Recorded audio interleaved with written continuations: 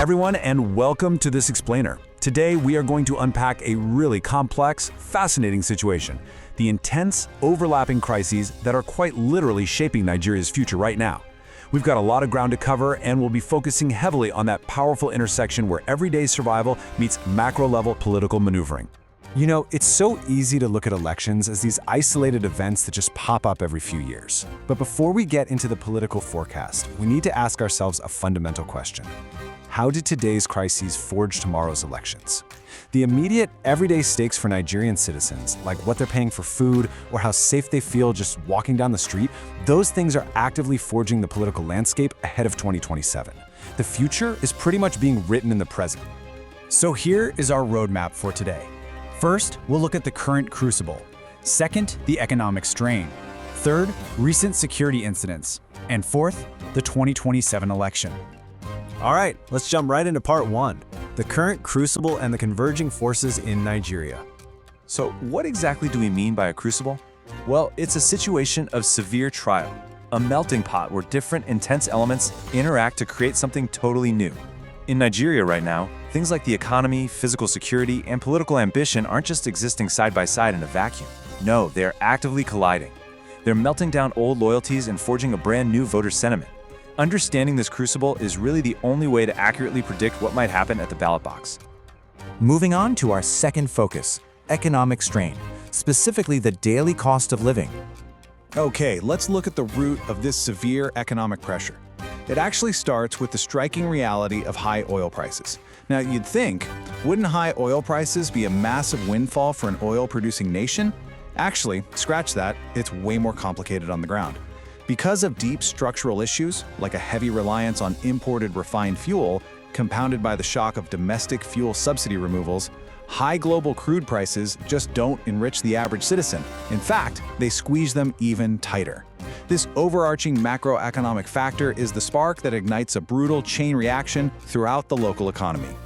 And it really is like a brutal domino effect. High macro-level oil prices directly spark skyrocketing costs for daily essentials. We're talking petrol and cooking gas. And when petrol surges, transportation costs soar right along with it, making it instantly more expensive to move both goods and people across the entire country. Ultimately, all of this translates into fundamentally strained voter sentiment. When survival becomes a daily economic battle, voters start viewing their political leaders through a much sharper, far more critical lens.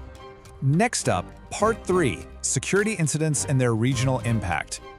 Now, insecurity in Nigeria isn't just some abstract statistic floating around out there. Threats like the Fulani herdsmen attacks are deeply felt in very specific regions, like Okondo and Enugu. The persistent fear, the massive disruptions to local agriculture, and tragically the loss of life, it all creates a highly localized political pressure cooker. These aren't just security issues for the communities facing them, they are immediate, life-or-death survival issues. And here's the absolutely crucial takeaway. These localized attacks do a lot more than just threaten physical safety. They profoundly alter regional voting loyalties. Think about it. If you're a voter in Ondo or Enugu, your immediate safety is going to completely override national economic policy. When populations feel unprotected by the status quo, their historical party loyalties start to fracture. They actively start looking for new leaders, new promises, and new coalitions that can actually guarantee their security. Which brings us to our final section, the 2027 election and navigating party dynamics. So, in response to all this immense national pressure, the political machinery is already running in high gear. We're tracking 3 major trends right now. First, early political moves. Politicians recognize this strained electorate and are positioning themselves way earlier than usual. Second, rising political prophecies, narratives, and forecasts trying to capture the public's desire for a totally different future. And third, rapidly evolving party dynamics. The major players are constantly shifting their alliances and strategies in real time. We're literally watching competing political forces aggressively jockeying for position way ahead of 2027. On one hand, you have the real momentum and energetic early maneuvering surrounding figures like Peter Obi, which is capturing a distinct voter sentiment from folks eager for a sharp break from traditional structures.